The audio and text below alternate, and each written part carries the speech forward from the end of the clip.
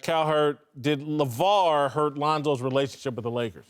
No, I think Lonzo has to be culpable. Okay, Lonzo's a smart player. Okay, he plays with a kind of sophisticated sense of get the ball up. People like to play with him. Okay, you're doing diss track stuff with a teammate. You're part of this video. By the way, you didn't come off a Ben Simmons year, a Jason Tatum year, a Donovan Mitchell year. You came off a year where half the people on this set were calling you a bust 2 months in. You got to be aware here. You got to know you can do this stuff. Westbrook's got an MVP. Durant's got finals. You are, in the eyes of a lot of people, an enigma, a mystery, and still potentially a bust. A daddy's boy. Lonzo's got to own some of it. You can't blame LeVar for all this stuff. Lonzo's now a grown man. You got to own some of this. I would agree, but I eventually blame LeVar because an apple doesn't fall far from a tree. And so what you're looking at is a pretty good reflection of LeVar. And LeVar came on your show yesterday, and I kind of thought the Kuzma-Lonzo thing was just a joke between friends. And then hearing LeVar, I say, well, hold on, maybe there is something to it. Because if you remember right, when LeVar criticized Luke Walton, Kuzma was Luke Walton's biggest defender. At the end of the year, Kuzma was the guy that said on the record that, hey, I think LeVar made it hard on his son early in his career with all the hype. And so I think if there's an issue here, LeVar's got a problem with Kuzma. The son is so attached to his dad that he's got a problem with Kuzma to some degree. It's possible LeVar might have a problem with Kuzma. Kuzma was on my podcast a month ago. He said he and Lonzo were very tight, that was his best friend on the Lakers. And if you look at them on social media, this is what they do. They go back and forth at each other. That's why I asked the question. I was like, are y'all cool? Because on the outside, you might not know, is this joking around or what? He said that's his best friend. That's what they do. They joke with each other. Pac and Biggie were friends. Well, seriously, at one point. Look, I don't know this for a fact. I think LeVar may not know how close they are. He said, how can he be close? He just met him. So he's not around them. They're around each other every day. I think LeVar looks at close as LiAngelo and Melo and Lonzo. Family. Everything's about family with them. They're not that close, but I think these two are close. The one problem I see potentially is the diss track when he said, you don't know your daddy, you getting son. Now, my guess is that Lonzo thought he was being clever, and it was kind of a clever line. You don't know your daddy, but now you getting son. The question is, how does Kuzma take it? That's the one. Now, he might, if he takes it seriously, we got a problem. From a different zip code to me. That never landed well in my zip code. That would never be. No, I looked at it. It didn't. I thought it was, as soon as I heard it, it made me cringe. Yeah. I'm just saying, you look at the way he put the words together. Yeah. That was clever, but no. So we don't know when LeVar was on your show and he was talking about all this nonsense with Kuzma and was that coming from the locker room? Is this coming from Lonzo? Do we know if Lonzo's saying, oh, we're just friends on social media? I just wonder, this is so unbecoming of the Lakers franchise. Remember, 3 years ago, D'Angelo Russell got into that whole thing with Nick Young and that female rap artist, and it was just like Iggy Azalea. Used to be my neighbor, by the way. That's good information. It was a mess. That's a disaster. I mean, we're talking about the Lakers, the marquee franchise in NBA history, and you got social media nonsense, you got rap track disses. We think Lonzo could be out of town, right? And LeBron's coming in. Do you think LeBron, who just saw his teammate, J.R. Smith, throw soup at a coach, wants to deal with LeVar Ball and Lonzo Ball and diss tracks? Listen, this was my take yesterday. It's not everything, but it's something.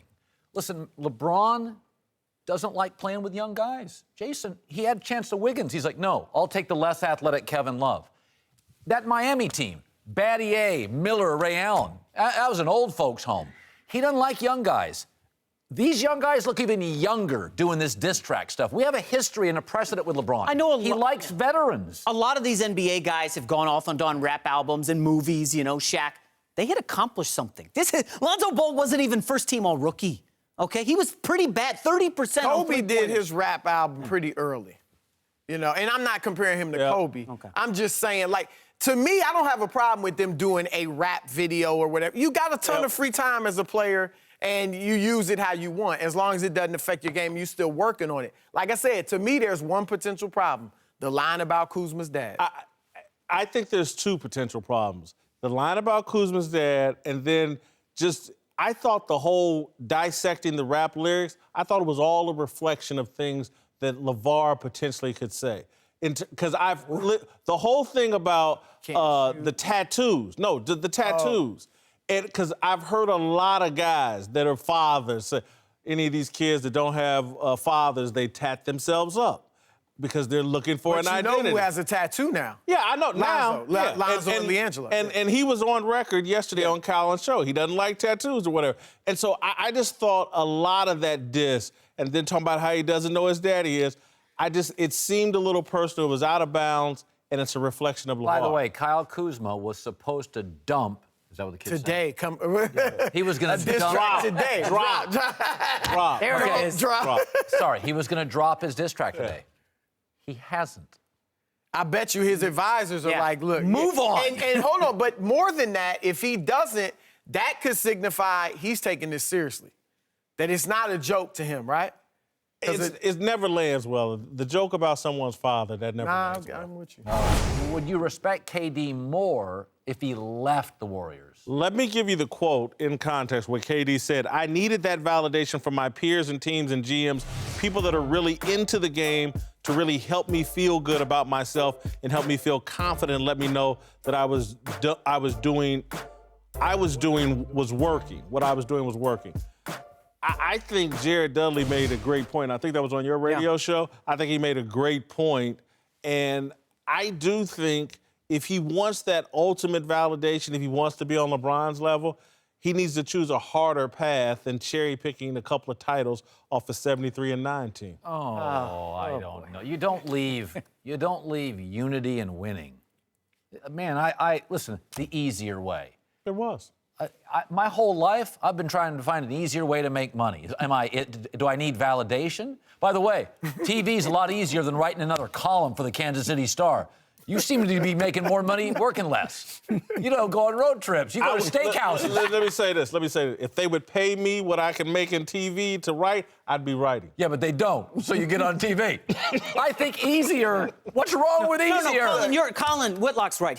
Kevin Durant needs to go to Orlando and win a title, and then, I'll be impressed with Kevin Durant. Is that where we're headed? No, he's got to go to like Charlotte? I mean, no, guys, seriously.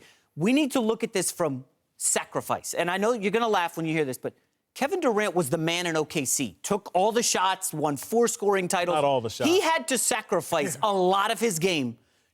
Fewer minutes, fewer shots, and play better defense. He averaged career highs in assists and blocks this year, playing with the Warriors. He had to sacrifice his offense and find other parts of his game to improve as an overall player. I love what he did. With the Warriors, you'd have career highs too. Look, first of all, it was my radio show. I like the way you took credit. It was both. I mean, you had him on later. Okay, all right. It's a matter of degrees. When LeBron James won 2 rings in Miami, everybody gave him respect and praise. But he goes to Cleveland, wins 1, and that one meant more to everybody.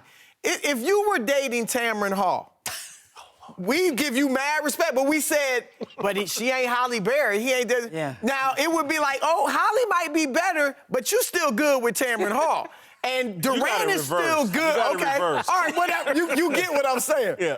Durant is still good he gets respect, okay? 2 rings. But there's no doubt, if he went back this summer to Oklahoma City and won the title there, you're going to tell me it wouldn't be even greater. That 1 title in OKC wouldn't be more impressive. Well, wait, are you going to let him in OKC have free reign of the roster the way LeBron said, okay, I'll take Kevin Love. We got Kyrie Irving. LeBron was one move. Yeah, he orchestrated it all. That team still wasn't as good as Golden State. But they got over the hump, and they got a ring. By the way, whatever it meant, it's degrees. Draymond Green? All rings are not created equal. That's all I'm saying. Baseball players wouldn't sacrifice a nickel. Why are we bringing baseball in? Because Kevin Durant is like, I'll give up money and points. We don't talk Winning about is not as big in baseball because it's so dependent on so many other players. I look at Kevin Durant sacrifice money, shots, the ball. What about those sacrifices? All we're saying, I don't think you're saying these don't mean anything. He gets mad respect and praise for winning these 2. I'm just saying if he won one elsewhere where he didn't have Steph and Draymond and Clay, and they hadn't won a championship right before him, he would get even more. Kevin Durant and Dirk Nowitzki have very similar games. Who do you respect more? Me, Dirk. Well, Durant's just a better player. Come on, Jim. He's just a better He said player. respect. He didn't say who was the better player. He said who I respect more. Dirk Nowitzki. You know the man spent 8 years next to Russell Westbrook. Nobody can spend Hold on, that long. stop next to acting like that's Come torture. on. Russell Westbrook's a Hall of Famer, please. Oh, Relax. But They by the got way, to the NBA he'll be in Finals. his own wing. Coming up. They can't play with anybody.